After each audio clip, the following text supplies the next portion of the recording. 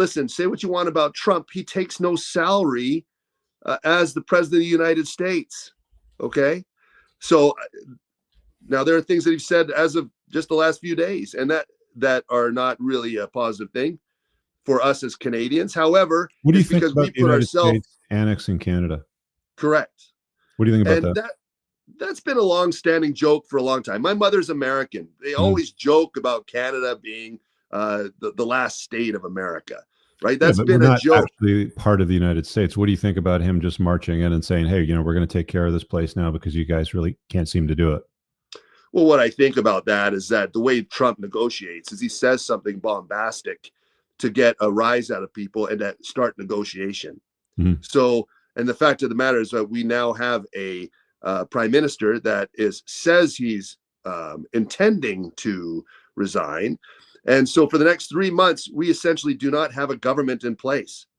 And we have Trudeau. That'll make a difference, though. Like that'll prove over the next 90 days that government really is pretty useless.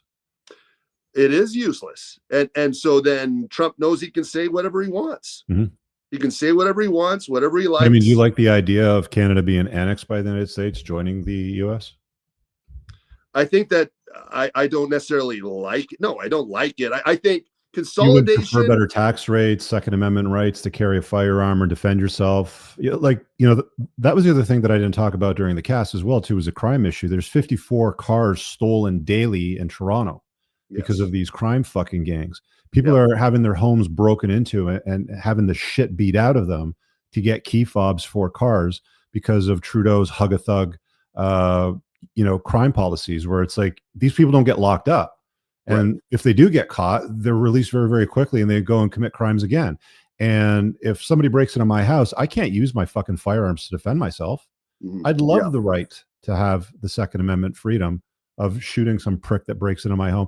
There was a guy that there was a gun held to his daughter's head and he was on hold with 911 and hung up on 3 fucking times while this guy held a gun to his daughter's head and he couldn't do shit about it. And the police can't respond to any of these calls. That's a serious problem that's not getting dealt with. Yes. All of that I really like. I absolutely agree. Long-term consolidation in any area, whether it be private or in government, doesn't tend to play out well. Consolidation doesn't work well. What does work well is when you have parties negotiating with each other, creating an area where they both hold each other to account. So then you are having that level of service, right? That where the people are receiving that level of service. But we've had a globalist muppet in power for the last 9 years. Pierre's I don't think that he's still going to follow the WEF guidelines.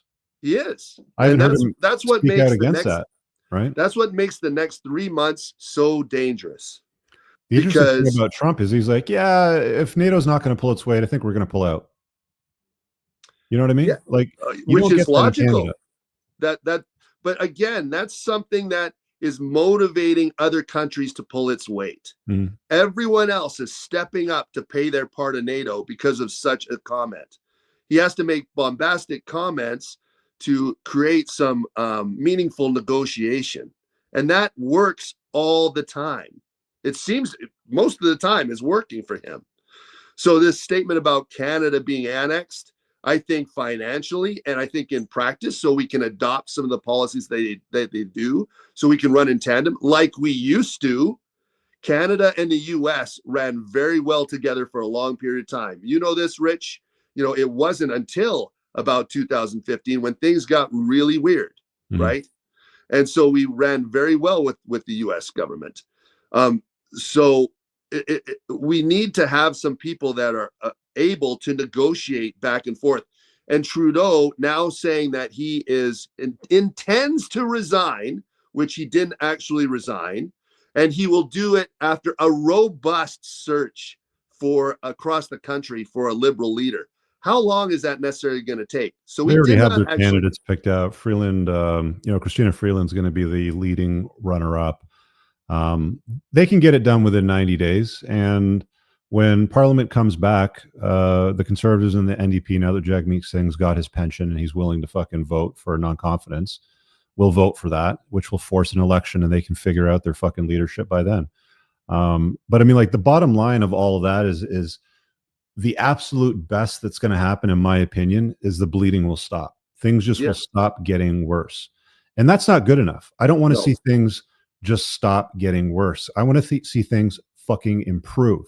And I don't see a plan from anybody, with the exception of Max Bernier, who nobody's voting for, with any real tangible platform to fix the issues with housing, with taxation, immigration, with crime, healthcare. Canada's fucked as it stands right now.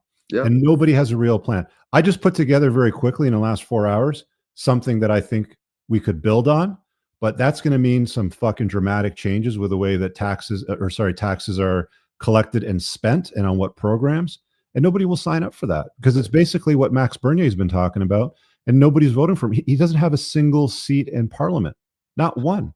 He has no voice.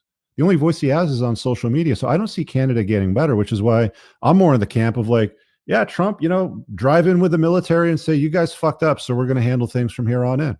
I'd rather go down that route and roll the dice in that area than to hope for another Canadian government to fix what they haven't been able to fix in my entire lifetime here. Well, right. Well, and again, who are you, Rich? You're a private person who's been successful in the private sector, saying, I can do this in service of this country and go in and fix things. We have career politicians all throughout our government collecting their six-figure salaries, not doing anything. We need people, and we need our people to say, listen, we need to oust these career politicians. They're all useless. We need to get people who I think that Canadians are to blame for that. I think a big part of that is Canadians are to blame for not making better choices. 100%. Max Bernier is a clear and a better choice than anything that's on the podium right now.